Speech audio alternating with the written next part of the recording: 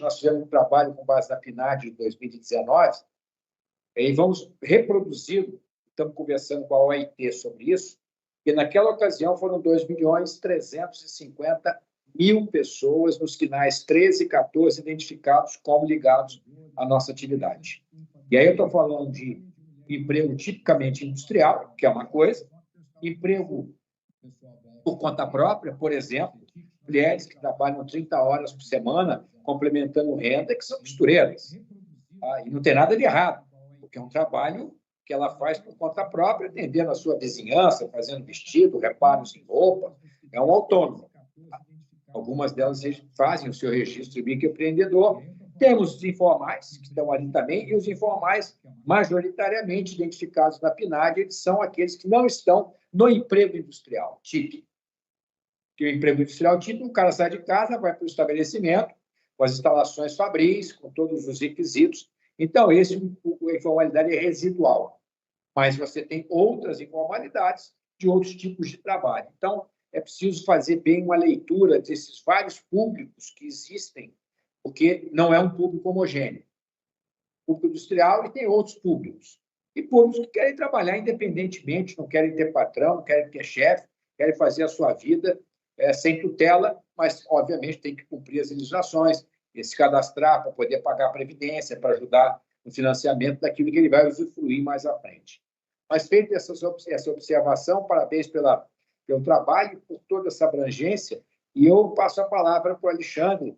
Alexandre, como é que você, dirigindo essa área tão importante, porque as realizações são feitas pelas pessoas, e tendo essa interação com diversos tipos de fornecedor e clientes, a Vicunha é um exemplo, tá? Como é que você enxerga esse trabalho, esse movimento iniciado em 2022 e como é que a Vicunha, nesse contexto, se posiciona e até age para levar essas melhores práticas do seu universo de relacionamento?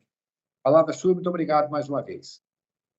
Obrigado, Pimentel. Boa tarde a todos e a todas. Boa tarde, Luiz. Prazer, boa tarde, Roberto. Um prazer estar aqui para falar de temas tão importantes, né? Você falou muito bem, Pimentel, a cadeia têxtil é uma cadeia complexa, né? E eu, há 8 anos, vivo essa cadeia complexa desde o dia que eu topei o desafio de trabalhar na Vicunha e entender realmente desse setor tão dinâmico que é o setor têxtil, né? É um trabalho fantástico e com uma mão de obra muito intensiva. Então, assim, o número de trabalhadores, o número de trabalhadoras sempre é relevante. Tudo passa pelo trabalhador e pela trabalhadora. Então, quando eu ouço, né, iniciativas vindas do Ministério do Trabalho, que o Luiz, né, como porta-voz aqui, trouxe, que fala muito de diálogo, né, de possibilidade de um diálogo social mais amplo, de um diagnóstico e com futuros planos de ação para realmente trazer um trabalho sustentável, um trabalho digno para uma cadeia gigante, é um papo que me encanta, né? Porque o Ministério do Trabalho, infelizmente, sempre foi conhecido pelas fiscalizações, né? Eu me recordo no início da minha carreira, eu estudando as NRs, os fiscais entravam no mérito das NRs, né? Então, as normas regulamentadoras, o fiscal chegava a debater o mérito. E aquilo foi um momento de aprendizado gigantesco para mim, mas depois eu vi com tristeza que trabalho, os fiscais não mais debatiam tanto, era cumpre, não cumpre, né? Está adstrita à legislação, não está cotas, etc. E a gente fica muito numa via sem saída, né? O que o Ministério do Trabalho traz de diálogo, de aprendizado para a empresa? E agora, com esse programa, a gente vê que tem uma luz nova e isso é muito bem-vindo, né? Na Vicunha, a gente tem cerca de 6 mil trabalhadores e trabalhadoras e a gente tem uns desafios que é colocado, tirando as questões limítrofes, trabalho infantil, trabalho análogo à escravidão, que isso passa muito longe, né? Mas as questões mais de saúde e segurança do trabalho são questões muito caras, muito sérias, que o enfrentamento é cotidiano, né? É uma jornada educacional. Então, quando eu ouço aquilo e vejo que o Ministério do Trabalho pode vir debater, dialogar, apoiar as empresas, não só no cumprimento da lei, mas talvez em boas práticas, né? Quando se coloca à disposição um diagnóstico, não dá para entender muito bem ainda o diagnóstico, porque ainda é uma exposição prévia, né, preliminar, mas que já traz um ar muito positivo, né? Capacidade de dialogar com um ente de expertise, né? Porque fiscaliza há tantos anos as questões de saúde e segurança, e trazer com isso plano de ação para a empresa, isso é fantástico. E numa área onde a gente evoluiu muito, a gente não está mais olhando só questões reativas, né? Taxa de frequência de acidente, taxa de gravidade. A gente está olhando agora fatores humanos, fatores organizacionais, ou seja, qual é o contexto que o trabalhador e a trabalhadora está inserido? Como é que isso influencia no dia a dia dele? E a empresa não pode ficar presa somente no seu intramuros, né? Como é que ele vem de casa para o trabalho? Qual que é o ambiente social onde ele está inserido? Qual é a comunidade de onde ele vem? Como é que ele chega efetivamente para trabalhar? A saúde mental está sendo verificada, está sendo acompanhada? Então, são temas que as empresas estão preocupadas e que, se a gente tiver algum tipo de apoio, de amparo, né, de quem detém expertise, será fantástico. Isso aí, então, assim, é muito bom ouvir isso tudo, né? O Luiz traz uma notícia muito positiva. E a gente está num ambiente de trabalho de muita complexidade pela transformação. A gente tem, no minimamente, 4 gerações trabalhando de forma conjunta na empresa, né? Dos baby boomers à geração Z, que já está aí. Então, e a geração Z, os millennials, não aceitam mais as regras, limites, muitas vezes impostos por uma lei, né? Eles não querem um banco de horas restritivo, eles não querem um home office com restrição, eles querem trabalhar de forma online, de forma conectada.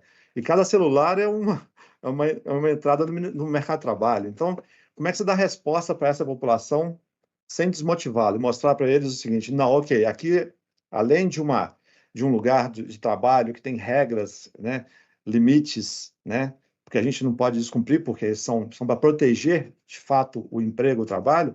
Como é que a gente consegue ir além da flexibilidade? O Pimentel comentou da experiência em outros países, né? Vou dar um exemplo do Equador.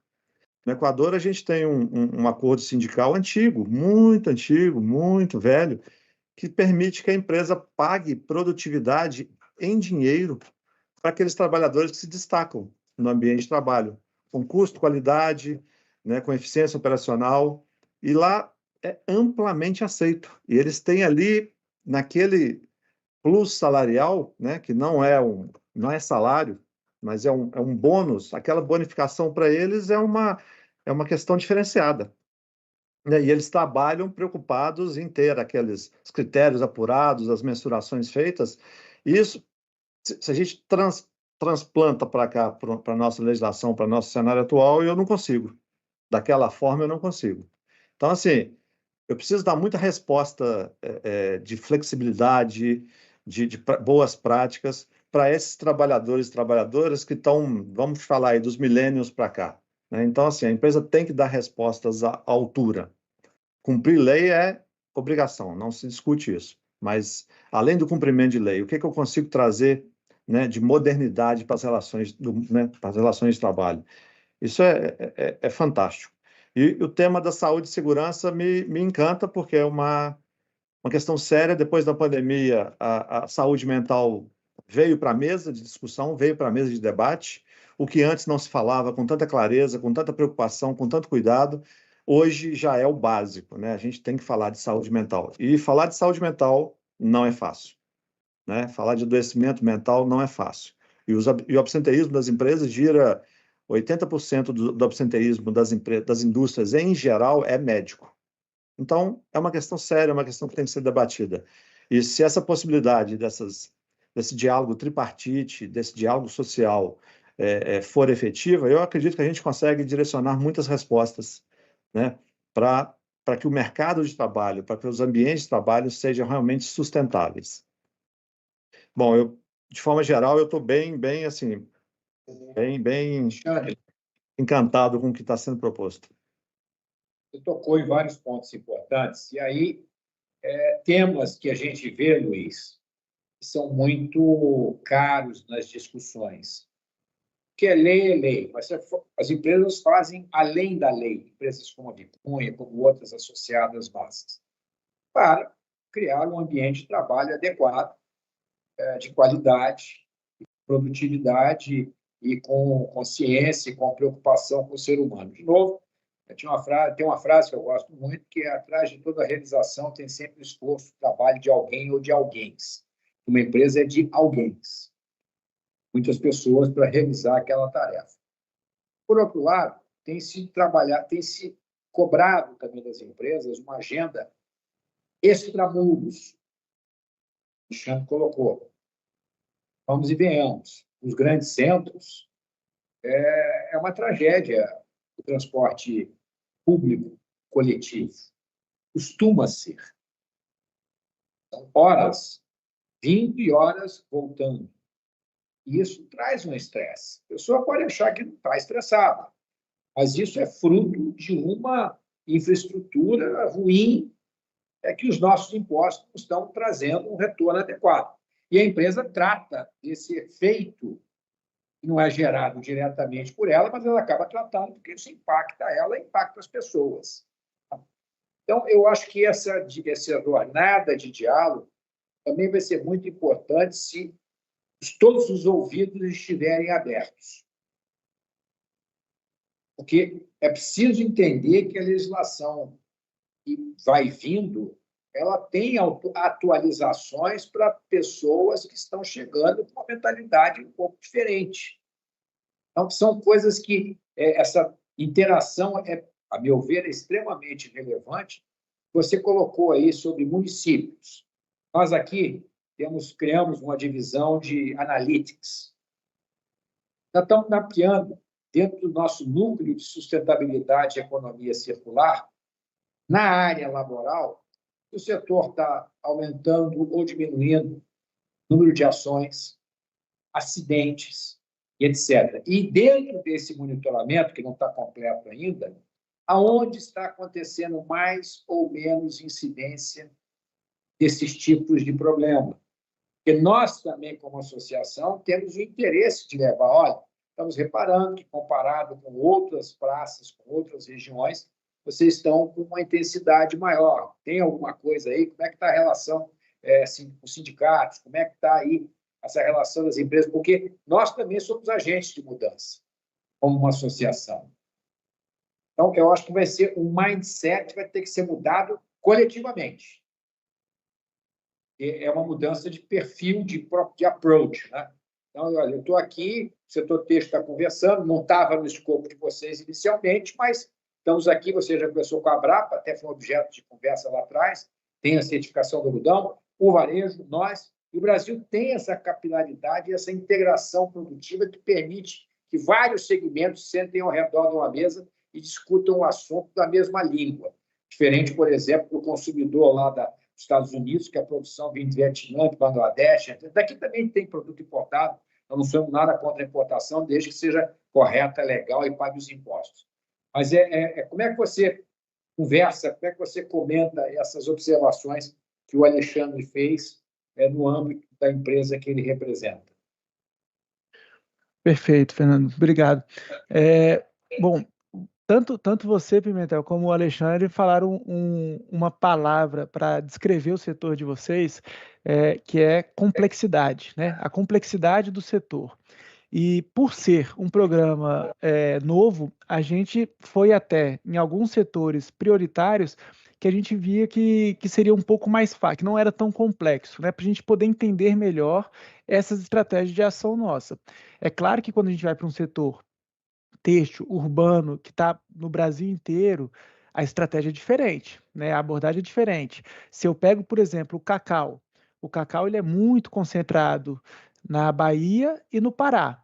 Então, a produção do Pará vem para a Bahia, o Parque Fabril do cacau está concentrado ali na região de Ilhéus. Então, você tem alguma coisa mais concentrada, né? As processadoras são poucas, então você tem um diálogo com elas, né? Até chegar nas varejistas que espalham o chocolate para o Brasil inteiro e esporte e tudo mais. Então, assim, você consegue ter um controle maior. Então, ali você está falando dos insumos, né? Da semente do cacau, como é que são aqueles insumos, aquela fazenda, a produção do cacau, os trabalhadores que estão ali no cacau, como é que é a relação deles, existe um problema sério com parceria agrícola, então você vai começar a mapear, olha, a parceria é um problema, a moradia é um problema, o alojamento é um problema, e aí você começa a verificar nessa cadeia quais são os pontos ali os red flags ali, né? O que você tem que prestar bastante atenção, né? Então, o transporte, se a produção do Pará toda está indo para a Bahia, como é que está sendo feito esse transporte?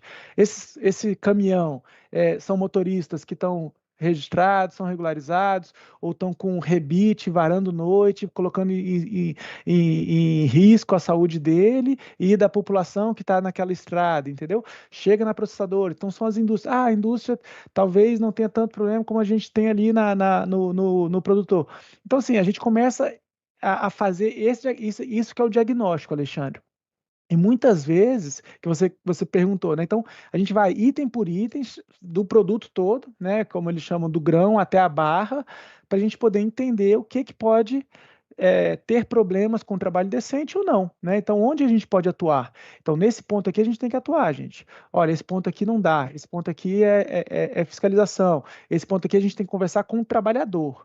Esse ponto aqui a gente tem que fomentar que a estrutura sindical dos trabalhadores melhore, para que eles tenham uma representatividade melhor e possam conversar. Então, vamos trazer aqui para o texto, né? Então, qual que foi o grande problema, Pimentel, quando você citou ali coisa de 10, 15 anos para trás, né? Então, era uma imigração forte, então a gente teve problemas com bolivianos, com paraguaios, eram as oficinas de costura, oficinas que não tinham menor condição, né, de estar em pé ali, com problemas graves, pessoas que moravam ali em condições precárias. Então, assim, isso é uma coisa que ninguém quer. A gente não quer e eu tenho certeza que vocês também não querem, né? Que isso mancha o setor totalmente. Às vezes, casos isolados mancham todo um setor, né? E então, isso é uma questão que a gente tem que combater. Então, naquele momento, a gente verificou uma situação que era grave e tinha que ser combatida de imediato, era muito grave, né? Então, a partir daí, a gente começa a verificar, começa a ter conversas. Então, a gente fala agora, bom, qual que é o papel da ABIT dentro dessa cadeia? Qual é a responsabilidade? Quando a gente fala da BVTEX, tem mais de 4.000 associados ali, que para ser associado tem que preencher aquele questionário que é extenso da BVTEX, né? E vai uma série de fatores, social, ambiental, de governança, então ele vai em todo na questão do ESG. E o E é muito forte, porque todo o diálogo mundial na parte ambiental veio com uma agenda muito forte e muitas vezes deixa o S de lado, né? Então a parte social fica um pouco de lado, né? Então a gente tem que trabalhar isso aí, para dizer que, olha, a terceirização hoje é permitida? Mas não é um cheque em branco para o empregador fazer qualquer coisa, né? Se o seu fornecedor você está comprando daquele fornecedor por R$1 a peça ali, né? E aí, bem teoricamente. Bom, esse fornecedor está todo correto, tudo certinho, e pagando o salário, o pessoal registrado, tudo, ele te vende por R$1 a peça. O outro ali está te vendendo a peça por 30 centavos. Você vê que a conta não fecha, né? Você está ainda assim, bom, por que aquele cara ali é por 30 centavos? A peça é igual, mas então tem alguma coisa esquisita, né? Então você já liga um sinal de alerta. Bom, ali então não tem trabalhador registrado, as máquinas são péssimas, o ambiente de trabalho dele é péssimo, como é que é isso? Então você tem que entender, né? Porque quando a gente fala de direitos humanos, e a gente não consegue dissociar direitos humanos e trabalhistas, porque o direito trabalhista é um direito humano fundamental e a partir do trabalho que você consegue uma série de outros direitos humanos também. Muita gente vai chegar na empresa e falar assim, esses direitos trabalhistas aqui é custo para a empresa, né? E a gente olha e tem que olhar, não, isso aqui é investimento para a empresa, porque você está com o seu trabalhador melhor, você vai vender com uma certificação, você vai agregar valor ao seu produto. Então, é uma mudança mesmo de paradigma nisso aí, porque o mundo hoje, o consumidor hoje é diferente, né? Assim como você falou, Alexandre, que você tem os baby boomers e a geração Z na sua empresa, o mundo é isso aí também, né? Você tem os consumidores que ainda são os baby boomers, que vão lá naquela mesma loja, compra a mesma camisa, usa o mesmo padrão, mas existem outros que querem ter, não quer mais de algodão, quer ter a fibra sintética, não sei o quê, tal. Então você vai se adequar ao mercado. Mas muitas vezes a gente se adequa a tantas coisas ao mercado, mas na parte trabalhista nem tanto, né? E isso a gente tem visto no nosso trabalho. A rastreabilidade do produto é uma coisa assim que hoje não dá mais para você falar de uma cadeia produtiva sem rastreabilidade, né? A União Europeia quer saber essa cadeira que a gente está sentando, essa mesa que cada um aqui está sentando, essa madeira aqui veio de qual árvore? A gente vai chegar na fazenda que essa árvore derrubou. E aí eu te pergunto, quem derrubou essa árvore? Foi um trabalhador. Como é que esse trabalhador estava, né? Por que a gente tem a rastreabilidade da madeira, mas não consegue rastrear a parte social da cadeia da madeira, né? Então, aquele trabalhador, para mim, não importa se ele estava registrado ou não, se ele tinha os direitos dele ou não. O que me importa é se a madeira foi de desmatamento ou não foi de desmatamento, né? Então, a gente tem que mudar essa visão, né? O sustentável vai muito além do ambiental, né? E no Brasil a gente vê isso. É uma fala que eu sempre replico de um colega nosso ali da Contar, que fala, olha, no Brasil é muito mais fácil transportar trabalhador do que porco, boi, madeira, né? E isso é uma coisa que a gente tem que mudar.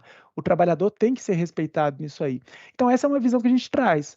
A partir do momento que você estuda a cadeia, que você consegue mapear todos esses pontos, esses sinais de alerta dentro de uma cadeia, você consegue abordar de uma forma diferente. E aí a gente vai, Pimentel, para essa sua fala da responsabilidade mesmo, né? De fora dos muros, que o Alexandre falou também. Bom, uma empresa como a Vicunha, por exemplo, tá, Alexandre? Já que a gente está conversando, é uma multinacional e tem tantos trabalhadores, tem tantos fornecedores.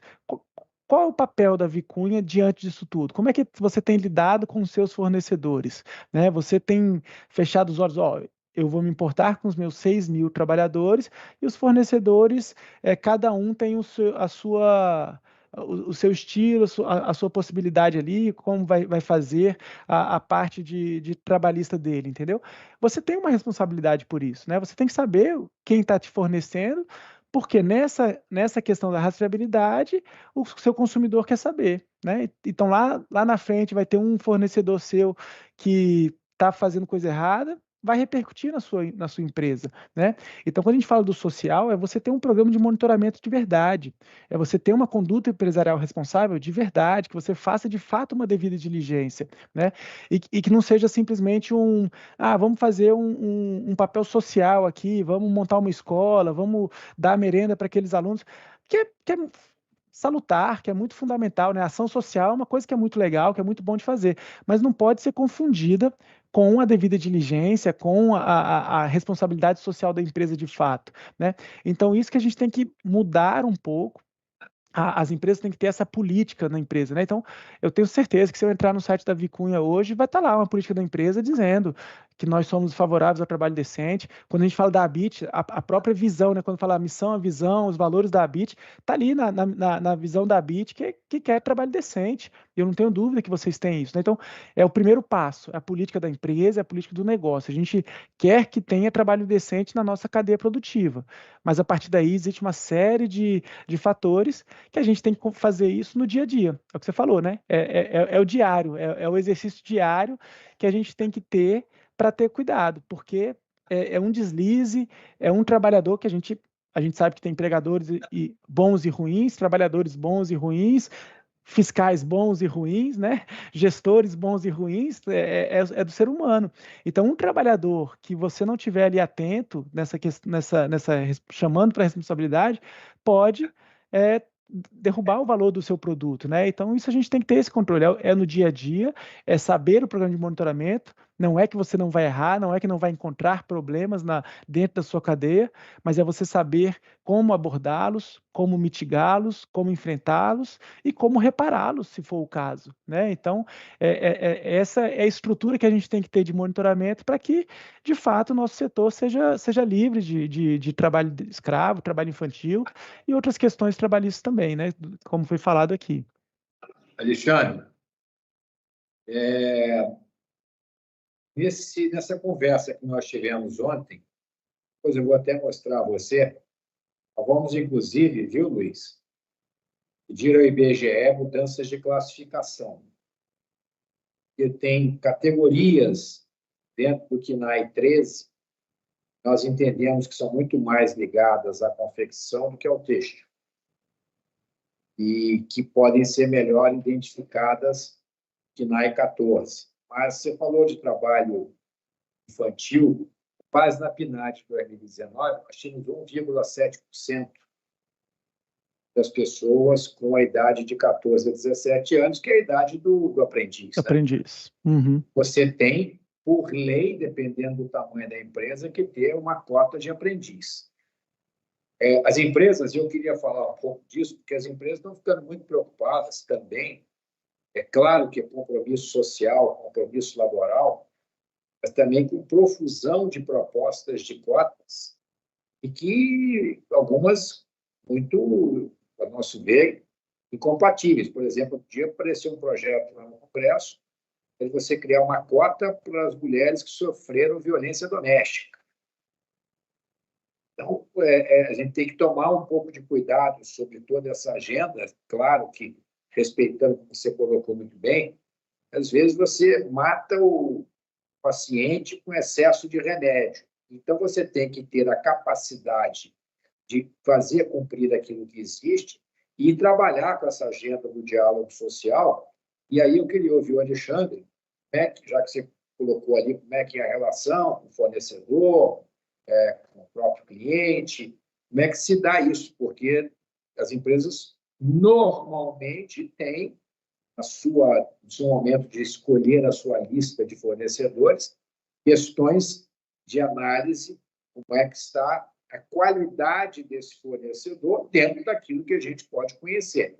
Porque, evidentemente, você pode estar bem hoje, amanhã acontece uma coisa esquisita e você não tinha como prever. Mas, Alexandre, como é que é essa relação com a sua comunidade de contatos? Sim, essa questão de fornecedores é muito séria, né? Porque o número é expressivo, né? E a gente tem um cuidado desde o contrato é bem rigoroso, né? Nas obrigações, não só de fornecimento do produto em si, mas sim da empresa ser uma empresa idônea, né? Na sua tributação, né? Trabalho infantil, trabalho escravo, né? As proibições ficam claras desde a contratação, desde o contrato em si, né? De prestação de serviço ou de fornecimento. E a gente, no nosso Código de Ética e Conduta, que inclusive foi renovado há pouco tempo, há 1 ano e meio atrás, é muito expresso. Todas as obrigações que a gente traz para o nosso mundo interno, né? Para o nosso grupo de trabalhadores e trabalhadoras, a gente leva também para os fornecedores. Mesmo aqueles que não têm trabalhadores dentro dos nossos muros, né, dentro da vicunha. Então, a gente deixa claro que a gente não admite nenhum tipo de transgressão, né, a esses limites legais, né? Então, existe um cuidado, esse cuidado ele é efetivo, né, e é o que o Fernando falou, a gente vai além do cumprimento legal. Se a gente vai além do cumprimento legal, a gente tem que prezar por um ambiente realmente de alto nível, né? Que um ambiente de trabalho tem que ser um ambiente de alto nível, é um ambiente de aprendizagem, é um ambiente de desenvolvimento. Então, a gente não pode admitir que um terceiro, seja ele quem for, né, esteja presente nesse ambiente com práticas que não dizem respeito à nossa cultura, à cultura vicunha, aos valores vicunha, né? E isso é muito sério. E a gente está já né, acabando o terceiro relatório de sustentabilidade, e foi um desafio interessante para a Vicunha. A Vicunha teve que amadurecer muito nos seus controles para lançar o primeiro relatório de sustentabilidade há 2 anos e pouco atrás, e ali que a gente teve muita clareza, né, de quão rigorosos nós somos, né, nessa questão de fornecimento. E a gente viu uma coisa muito legal, a gente é muito fiscalizado pelos clientes, então a gente é fornecedor em primeira, porque a gente chega, como me disseram quando eu entrei na Vicunha, a gente só não chega na passarela, né? A gente é moda antes da passarela. Então, a gente faz o tecido e as grandes confecções trabalham esse tecido e lançam a moda, lançam tendências, etc. Então, a gente é muito fiscalizado, dando exemplo de duas, a Disney, né? A Diesel, os critérios de fornecimento para esses dois gigantes são rigorosíssimos. Então, a gente aprendeu muito com isso, né? O que a gente não pode permitir no ambiente laboral. Então, a gente tem os stakeholders, na minha opinião, estão muito bem acercados, estão muito bem representados na Vicunha.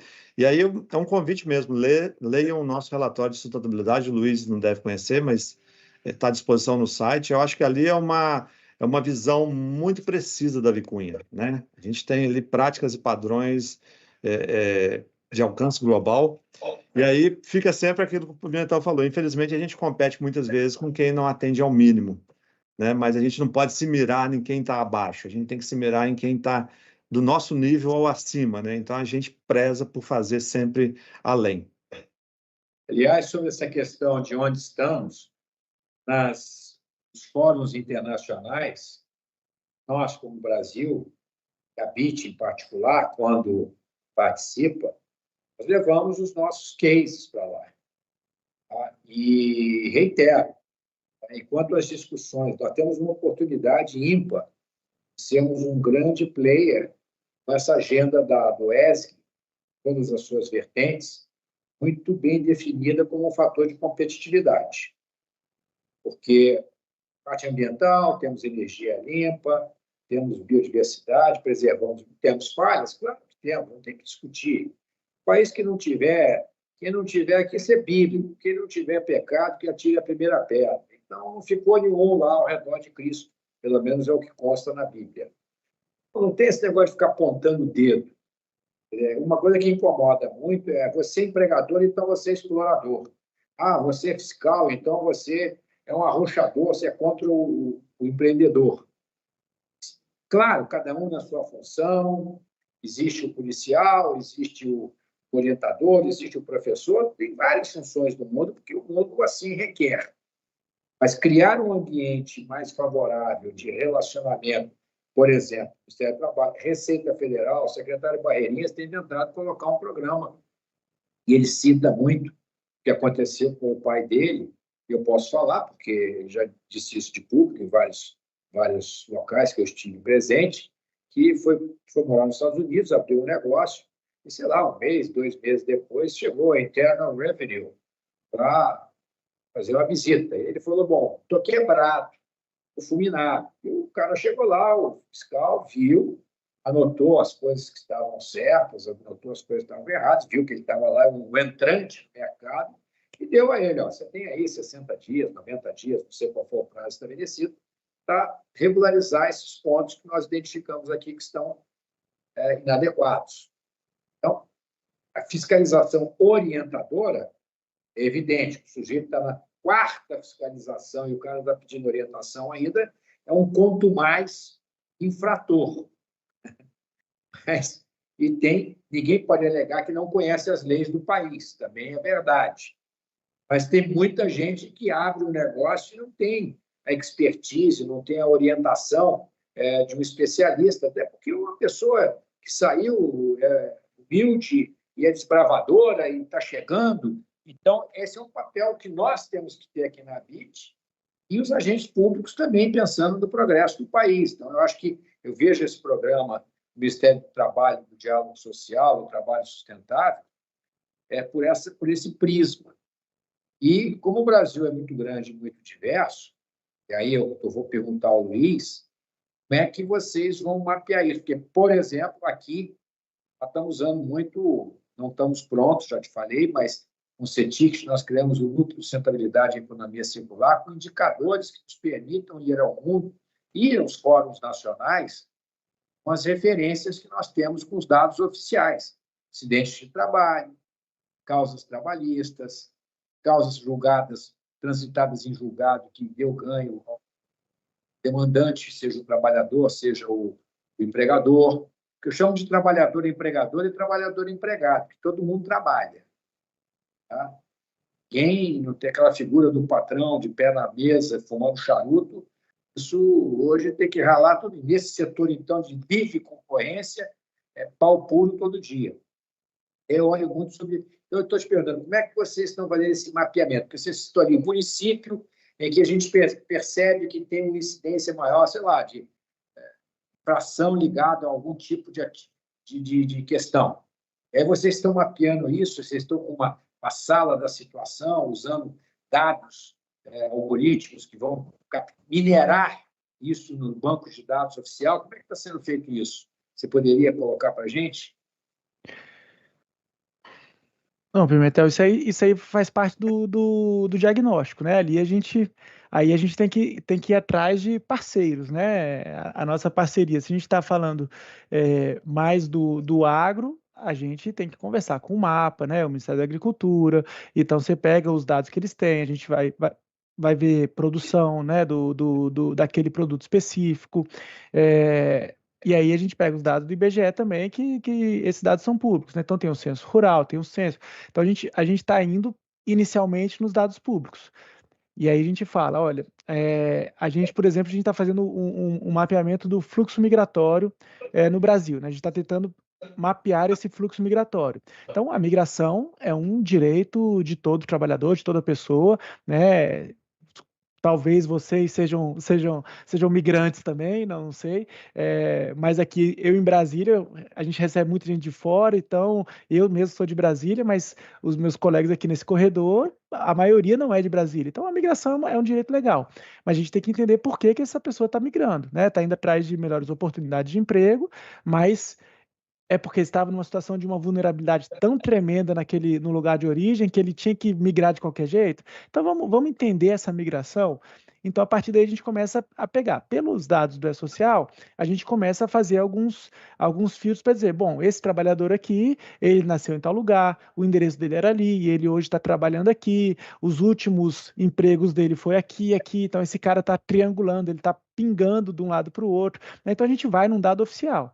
Só que hoje existe uma informalidade grande, né? Especialmente no meio rural. Então, esse dado não existe, né? Então, a gente tem que ir através do pessoal local, da ponta, a gente tem que entender, né? Então, a gente chega no local, a gente sabe que existe uma produção gigantesca em um município de café, por exemplo. Então, ali naquele município não tem tantos trabalhadores formalizados. Então, provavelmente ali tem uma incidência de informalidade grande, porque a produção é grande daquele município, né? Então, você começa a fazer cruzamento de dados para entender melhor, né? Então, a gente pega isso. Bom, a gente sabe que existe uma indústria calçadista forte no Rio Grande do Sul, outra em Minas Gerais. Como é que está sendo feito isso? Né? Então, a gente começa a pegar essa produção, alguns dados oficiais, tenta fazer cruzamentos para a gente achar indícios. A partir dos indícios, a gente vai atrás para saber se é uma coisa irregular, se não é uma coisa irregular, se é uma coisa que é uma falha nossa, do governo, dos dados oficiais, se é uma coisa, né? Então a gente tem que entender totalmente. Quando você fala aí eu vou ali mudar a classificação da KNAI de uma atividade que vai para a KNAI 13 para 14.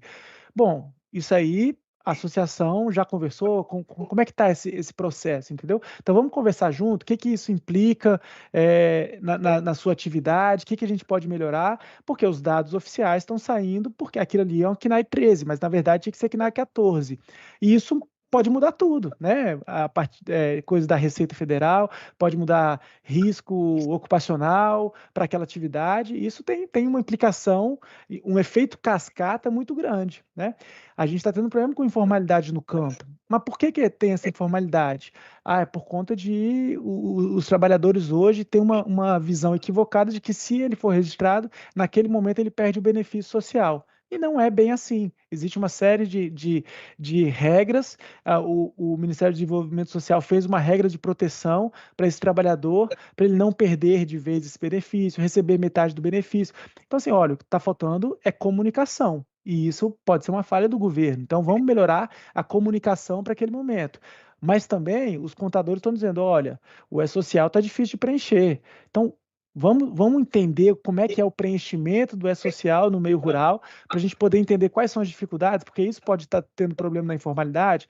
Então, a gente começa a pegar algumas coisas, a gente fala assim, olha, a gente vai atacar trabalho escravo, de repente a gente está trabalhando com reclassificação de KNAI, entendeu? Esse que é a diferença, quando a gente começa a conversar. E aí foi uma fala do Alexandre, é muito legal a gente ver o mérito ali da questão, discutir saúde e segurança. Alexandre, todas as NRs são discutidas de forma tripartite, né? As NRs são aprovadas de forma tripartite. Então, os empregadores estavam sentados na mesa, os trabalhadores estavam sentados na mesa e o governo estava sentado na mesa quando discutiu aquele NR, né?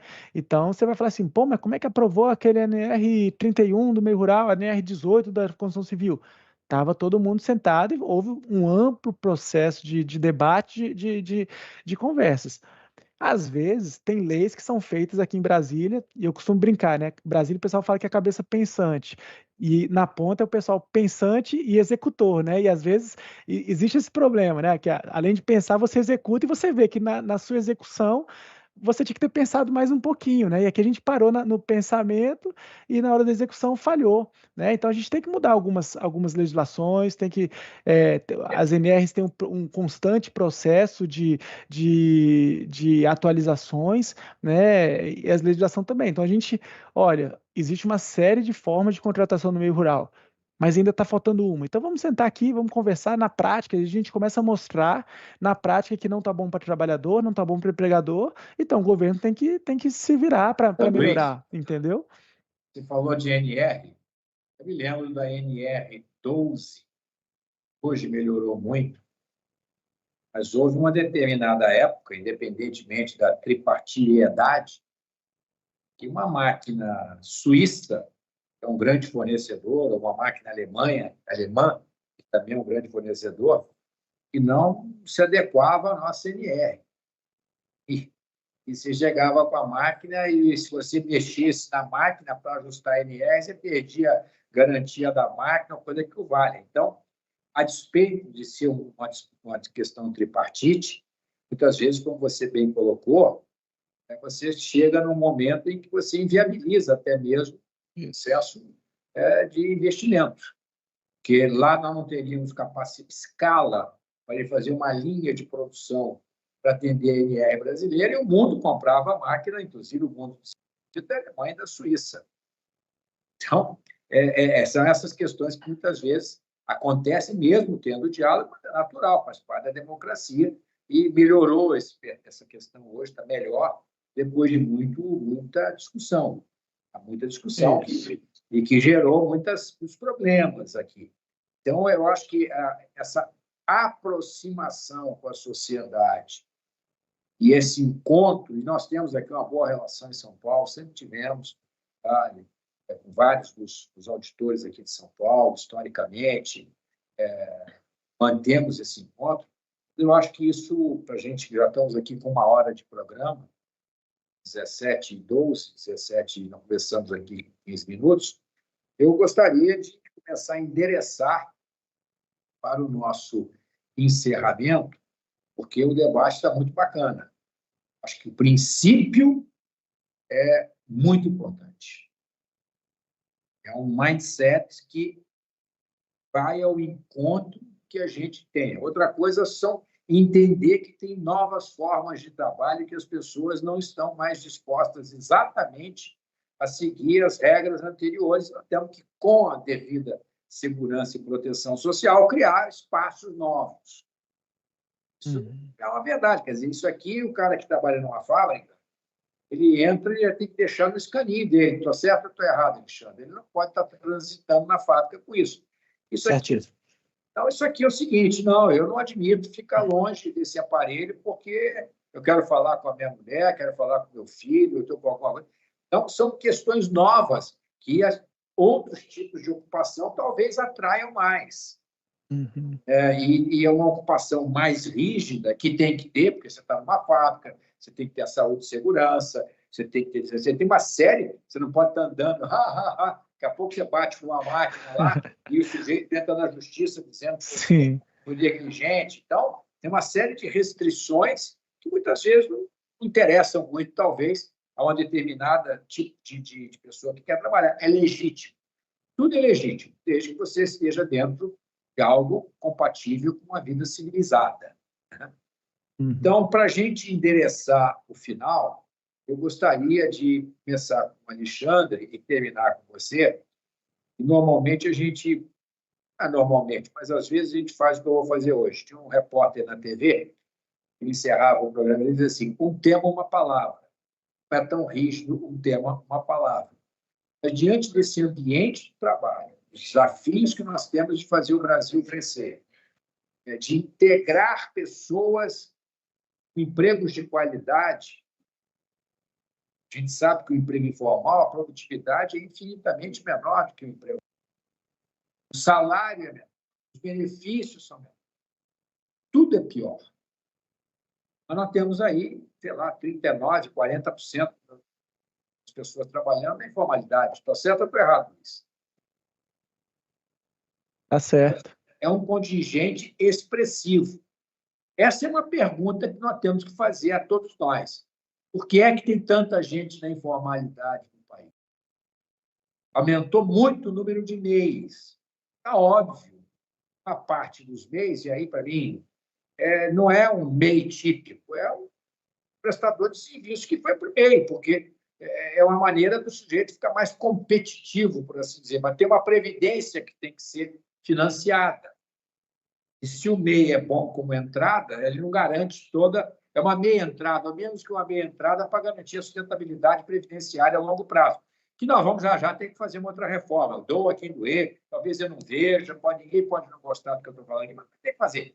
40% da despesa do governo hoje é previdência. O Brasil tem uma rede social de proteção muito grande. Você até falou dos benefícios e a preocupação. Eu não quero ser formal porque, eventualmente, perco benefício, então falta informação. Como é que a gente desata esse nó da informalidade que é ruim para todos? Esse mapeamento, não é, às vezes é mais aqui, às vezes é mais ali, alguns setores são menos exigentes, outros são mais fáceis, menos barreiras de entrada. Como é que a gente endereça? Como é que a gente pode trabalhar em conjunto para encontrar um caminho para que a gente não tenha, seja uma informalidade residual e não a informalidade do tamanho que a gente tem? Eu sei que nós não vamos conseguir responder isso aqui agora, mas eu queria colocar isso aqui porque é um tema que todo mundo critica, e eu, inclusive, mas o assunto perpassa gerações. Alexandre, com você para suas considerações finais. Bom, eu vou encerrar, Pimentel, com uma frase que eu ouvi de um jovem num processo seletivo que eu conduzi. E no processo seletivo ele foi desafiado a pensar fora da caixa, a agir fora da caixa, a ter um comportamento fora da caixa. E ele foi brilhante no processo seletivo, foi contratado. E aí 3 meses depois, numa conversa, num café com jovens analistas da empresa, ele me procurou no final e falou assim, queria te dar um feedback. Eu falei, claro, é um prazer, vamos lá. Ele falou, você me desafiou o tempo todo a estar fora da caixa, ser um fora da caixa. E eu gosto disso, eu tento ir além no meu comportamento, na minha criatividade. Só que quando eu cheguei na empresa, eu notei que vocês me colocaram dentro de uma caixa. Aí eu falei, bom, queria saber mais sobre essa caixa. Ele falou, não, eu te falo, mas assim, guarda essa mensagem. Vocês nos desafiam, nos encantam com o desafio, porque nós queremos o desafio, e depois vocês nos enquadram, nos colocam dentro da caixa. Então, eu quero pegar isso, nunca mais esqueci, isso me move, né, no meu dia a dia. A gente tem que ter velocidade de transformação. O mundo do trabalho, ele é dinâmico, sempre foi, e agora muito mais, com inteligência artificial, robótica, mundo digital, o celular é um portal para tudo. Então, assim, como dar respostas efetivas para essas gerações que estão chegando no mundo do trabalho, para que eles não queiram ser uma MEI, para que eles não queiram ser PJs, para que eles não deem importância para tantas conquistas sociais importantíssimas no nosso país, né? Importantíssimas, muitas conquistas sociais importantes, mas que para eles falam assim, eu não quero. Eu quero outro tipo de bonificação, eu quero outro tipo de recompensa, eu quero outro tipo de retenção. Então, esse é o desafio, né? E a pergunta do Pimentel passa pelo diálogo. Diálogo aberto, ouvir diversas versões, não ter um viés limitador, não ter crenças limitantes e realmente ouvir, né, como o Luiz citou. Foi tripartite a construção das NRs, e muitas NRs são fantásticas. São fantásticas. Ali eu comecei a entender de saúde e segurança estudando NRs, né? Estudando NRs, estudando livro, e ali eu aprendi os requisitos. Dos requisitos eu aprendi a gestão. Da gestão eu consegui ir além do que a lei prega. Não, o que a lei prega é o mínimo, vamos além. Dá para ir além, é a gestão. Então, diálogo em prol de uma melhor gestão. Eu acho que É isso, Pimentel, na minha opinião, que a gente consegue evoluir e avançar para o nosso ambiente de trabalho ser realmente um ambiente desafiador para esse jovem que não quer ficar encaixado dentro da caixa, como ele falou. Muito bom, muito interessante. Obrigado, Alexandre. Luiz, por favor.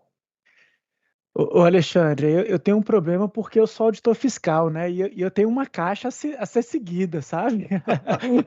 É complicado, porque a gente quer fazer esse trabalho, né? E eu acho que o Programa Trabalho Sustentável vem para isso mesmo, é uma quebra de paradigma, né? E eu acho que dentro dessa questão, Pimentel, a gente tem que quebrar alguns paradigmas no meio do caminho, né? E é isso, é um problema intergeracional e que a gente não está mudando. Então, a gente está enfrentando da forma errada. Então, através do diálogo, a gente tem que melhorar, mas a gente tem que lembrar sempre que existe uma lei a ser cumprida, né? Isso aí dentro da inspeção do trabalho, isso é o básico, né? A gente vai a campo para que a lei seja cumprida. Se a gente chega, através do diálogo, chega a um consenso de que a lei não está boa para ninguém, vamos então tentar com esse diálogo, com esse debate qualificado, a gente vai tentar mudar de uma forma que a gente consiga garantir os direitos, que a gente consiga promover trabalho decente e a gente possa mudar isso aí, né? Então a gente tem tido esse tipo de debate. Bom, a gente tem que mexer nisso aqui, porque isso aqui não tá agradando ninguém, né?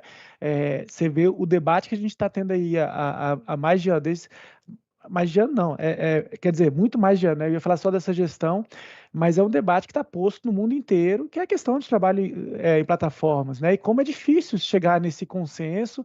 A gente teve uma série de reuniões, de debate tripartite, escutamos todos os players aqui do pessoal de transporte de pessoas, transporte de mercadorias, né? Então, assim, os motoristas, e como é difícil, né? Então a gente vai falando assim, olha, a lei mudou, então o pessoal quer, olha, eu não quero mais CLT, eu quero CLT mais, eu quero ter esses direitos, mas eu quero ter isso aqui. Então é um malabarismo que o governo hoje tem que fazer com a realidade. O mundo do trabalho muda muito, muito mesmo. E a gente está tentando chegar mais próximo, né, através desse programa, para que a gente consiga ter esse debate qualificado mesmo. Através do diálogo, a gente consiga fazer projetos, trazer pautas que são espinhosas, que a gente faz tempo que a gente não aborda, não encara, para a gente tentar mudar. A informalidade é um problema sério, Fernando, e é a porta de entrada, né? A informalidade é a porta de entrada dos direitos. Então, a previdência lá só vai ser sustentável se todo mundo tiver contribuindo desde o início. Então, para contribuir tem que estar na informalidade, tem que estar na formalidade. Às vezes a gente não pensa, né? Vocês estão numa indústria, fala, vamos fazer um contrato de experiência aqui, mas só de boca. Esse cara entrou no primeiro dia, ele está sem experiência, então ele está muito mais vulnerável a sofrer acidente, porque ele não conhece a dinâmica da empresa, tudo. Ele sofre acidente no primeiro dia de trabalho, que ele não estava registrado ainda, é um problema para você, é um problema para o governo, né? Então, assim, é uma série de repercussões que a informalidade dá, que as pessoas às vezes não pensam em todas as questões, né? Pensa só não, o custo trabalhista é muito grande, muito alto, e muitas vezes já vem uma ideia pré-concebida mesmo, não tenta pensar nisso aí, como é que está o salário. Hoje já se fala, né, muitas vezes a gente está brigando aqui pelo salário mínimo, mas a discussão hoje é em salário digno, né? Lá fora tem essa discussão, e essa discussão está vindo para o Brasil também. A gente não está falando mais de salário mínimo, é um salário digno. E isso vai ter repercussão também, vai aumentar a informalidade, vai diminuir. Como é que vai ser feito isso? A gente tem trazido esses debates todos, tem buscado conversar. O setor têxtil é complexo, não é fácil mesmo, a gente entende isso. A gente partiu de outros temas, mas uma coisa que a gente sempre botou desde o início do programa de Trabalho Sustentável é a gente não vai falar não, né? Sempre que houver uma oportunidade para a gente falar sobre isso, para a gente ter o diálogo, a gente vai estar aberto ao diálogo, né? Então, isso é um princípio nosso dentro desse programa. Então, se chegou a calhar o setor têxtil, então a gente está se aprofundando, estamos estudando, né? E vamos tentar melhorar o setor têxtil também, né? Ok, Luiz. Roberto, você se sente dentro de uma caixa aqui na BIT ou... Pô, isso aqui eu estou te perguntando ao vivo, hein? Olha que saia justa, hein? Olha a resposta que você vai dar, hein? A gente como que eu te digo, a gente é desafiado dentro da caixa a romper a caixa e se adequar todo dia aos desafios impostos dentro e fora dessa caixa. Pô, você deu aí uma de político mesmo. Boa resposta. Nem de centro, nem de direita, nem de esquerda. Só sair de qualquer... Eu quero só aproveitar, antes do Fernando encerrar, dizendo que a gente vai pedir autorização para o Luiz, se ele puder enviar para nós essa apresentação que ele fez para a gente disponibilizar aqui no canal, tá bom? Mando sim, Obrigado, sem problema. Olha, obrigado, Roberto, Luiz, Alexandre, obrigado àqueles que nos acompanharam ao vivo e àqueles que vão nos acompanhar depois na gravação. Essa questão do mundo do trabalho é algo fascinante, é um desafio mundial. Saiu uma matéria grande no Valor, semana passada, sobre a informalidade no mundo. Cada um, obviamente, tem algumas receitas que poderia dar, mas é certo que, quando o Luiz fala a questão da previdência é séria, a previdência não mais se sustentará com a quantidade de pessoas que nós temos trabalhando para sustentar aquelas que já estão aposentadas. Outras formas de financiar a previdência também terão que ser criadas. Eu não tenho muita dúvida disso.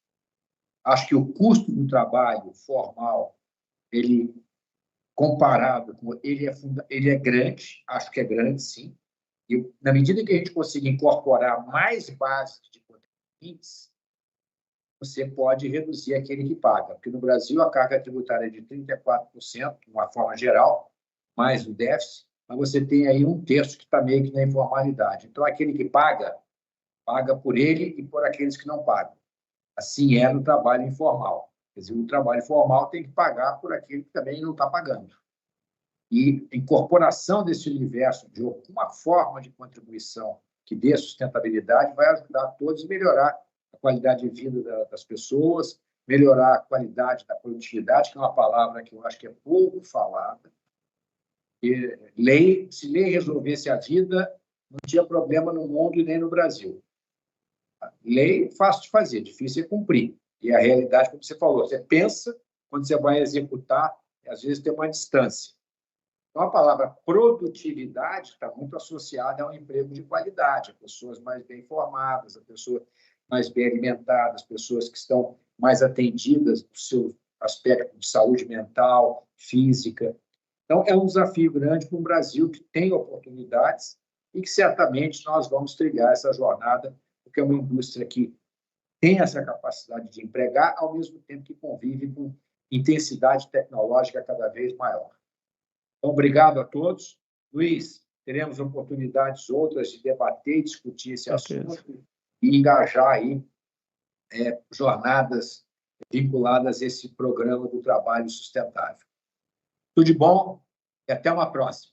Perfeito. Obrigado, gente. Obrigado, Alexandre. Roberto, até mais. Obrigado, valeu. pessoal. Até mais. Boa noite. Boa noite.